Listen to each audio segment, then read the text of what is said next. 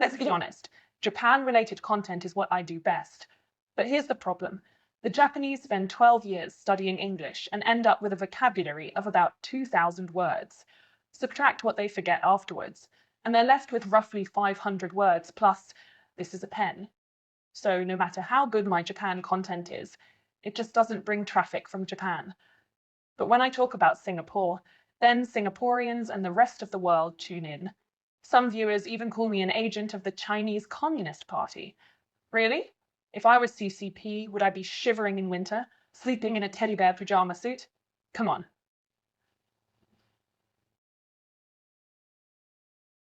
And this is where things get spicy. Because recently I've seen a new wave of arrogance coming straight out of mainland China. You know, those smug comments that say Singapore, oh, that's basically just a district of Fujian province. Excuse me? Did you just reduce an entire sovereign nation with skyscrapers, GDP per capita higher than the United States, and a passport that beats 90% of the planet to a district? This is like saying New York City is just a suburb of Dublin because Irish immigrants once lived there, or that San Francisco is a Chinatown theme park with better fog. It's not only historically illiterate, it's a flex that collapses under its own stupidity. But here's the catch. A lot of Singaporeans secretly feel that insult. They get defensive. And the more defensive they get, the more these Fujian keyboard warriors smirk like they've won a debate. That's what we're unpacking today. The raw arrogance behind this claim, why it exists, and why it completely misses the reality of what Singapore actually is. So sit tight, because by the end of this video, you'll never look at those Fujian District comments the same way again. And I'll warn you now, if you're watching from China, brace yourself. This is going to sting.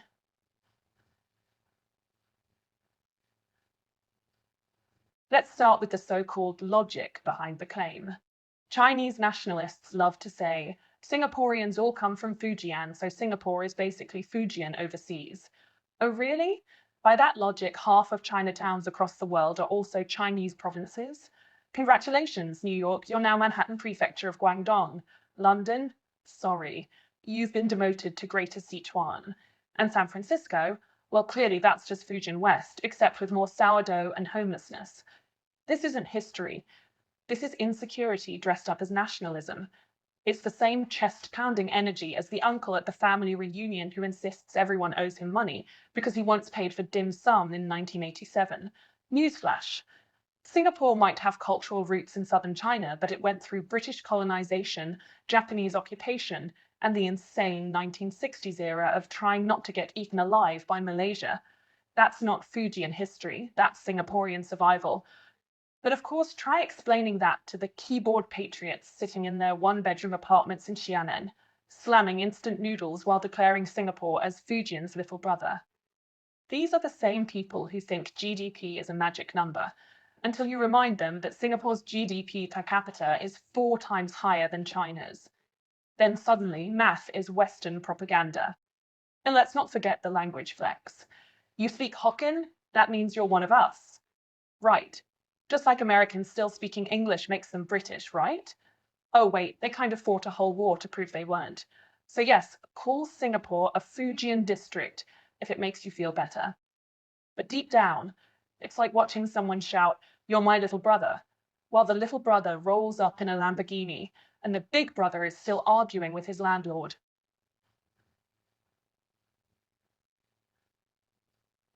Now let's deal with the favorite weapon of Chinese arrogance, history. Whenever they want to shrink Singapore down to a district, they whip out the 4,000 years of civilization card, like it's an unlimited credit line. But here's the problem. History is not a coupon you can redeem at someone else's expense.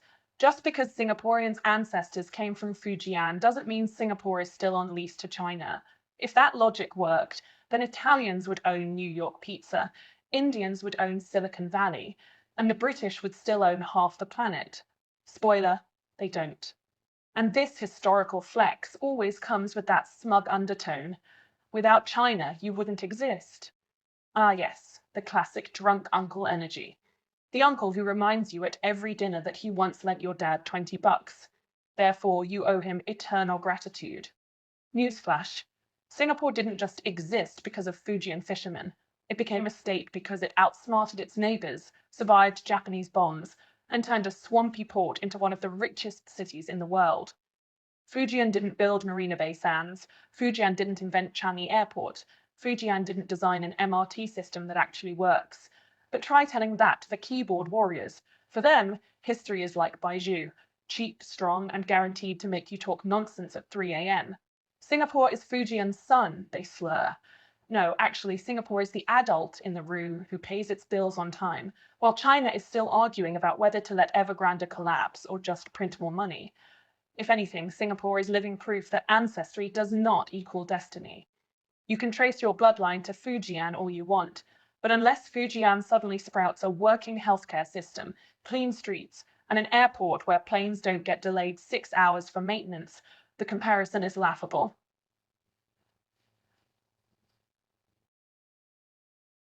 Here's the thing about these district claims. They're not even original. Koreans have actually joked for years that Los Angeles is basically another Seoul district. Think about it. Seoul has 25 districts, from Gangnam to Mapo, and then someone noticed the sheer number of Koreans in California. So naturally, the joke was born. Los Angeles? Oh yes, that's Seoul's 26th district. But here's the difference. When Koreans say it, they're not pounding the table demanding sovereignty over Disneyland and Hollywood. They're poking fun at how their diaspora basically turned LA into a kimchi outpost. You've got Korean supermarkets, Korean churches, K-pop auditions, and more plastic surgeons than Beverly Hills itself. It's a parody of influence, not a political claim. Now compare that to the Fujian keyboard warriors. They're not joking when they call Singapore a district. They're dead serious, with that puffed up, state-approved nationalism that makes you wonder if they get bonus social credit points for every arrogant comment. The Korean version is self-aware humor. The Chinese version is delusional entitlement. One is comedy, the other is propaganda. And by the way, if Seoul really wanted to annex Los Angeles, can you imagine the press release? From today, In-N-Out is officially recognized as Korean street food.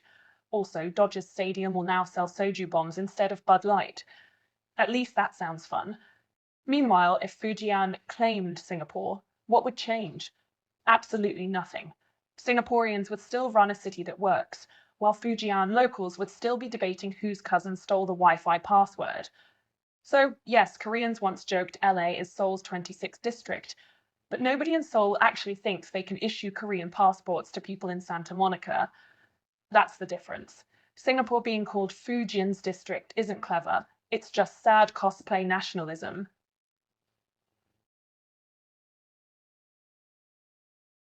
Let's do a reality check, shall we? If Singapore is just a district of Fujian, then explain this. Singaporeans can hop on a plane and stroll into 190 countries visa-free.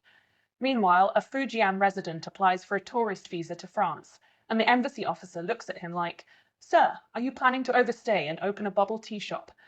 It's like the difference between a VIP backstage pass and a please wait outside wristband.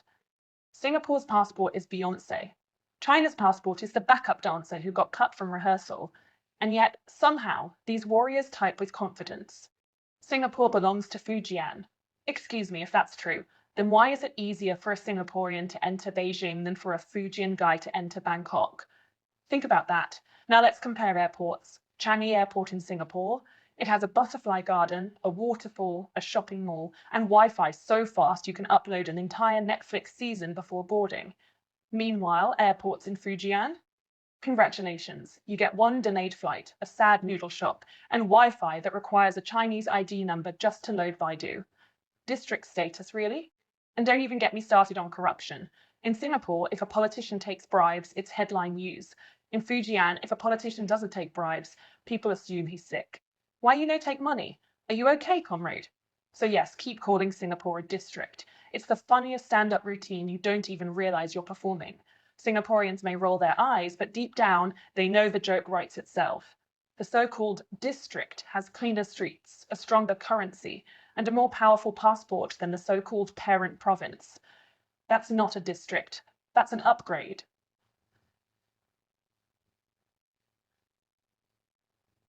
Here's the final punchline. If Singapore is truly just a district of Fujian, then it's the first district in history to completely outshine the so-called parent. Think about it. Singapore has no natural resources. Zero oil, zero gas. Not even enough water to fill all the kopi cups. And yet it managed to build a financial hub so powerful that billionaires from China are parking their money there just to escape. Wait for it. Fujian. That's like calling your little brother useless, while secretly borrowing money from him every month to pay rent. Arrogance collapses when the district becomes the lender and the province becomes the borrower. And let's not forget the cultural flex. Singapore's hawker food gets UNESCO heritage recognition. Fujian food? Delicious, sure. But no one's flying halfway across the world just to post an Instagram story of oyster omelette in Guangzhou.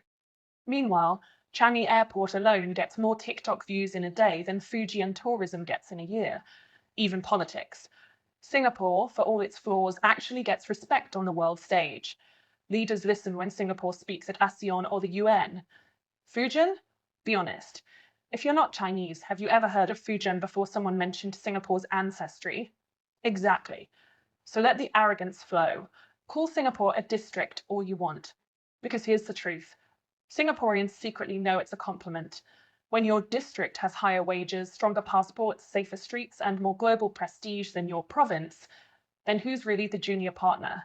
And maybe that's the hidden fear. Deep down, the loudest voices calling Singapore Fujian Xiamen's district know the real story. The so-called district grew up, moved out, and built a mansion, while the province is still repainting the old family house.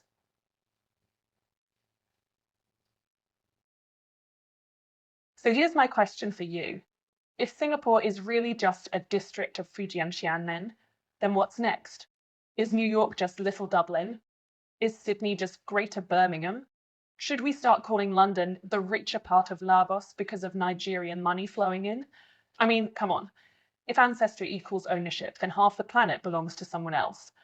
By that logic, America belongs to every European with a boat, and Canada belongs to, well, probably still the moose. But maybe I'm wrong. Maybe you think Singapore should proudly accept its role as Fujian's 29th district, right between Xiamen and the butterfly garden at Changi. Tell me in the comments, is this arrogance just harmless comedy, or does it reveal something deeper about China's insecurity? And Singaporeans, do you find it insulting, or do you secretly laugh because the district is living better than the province? I'll be watching the comments. And trust me, this debate is going to be spicier than Muller hotpot.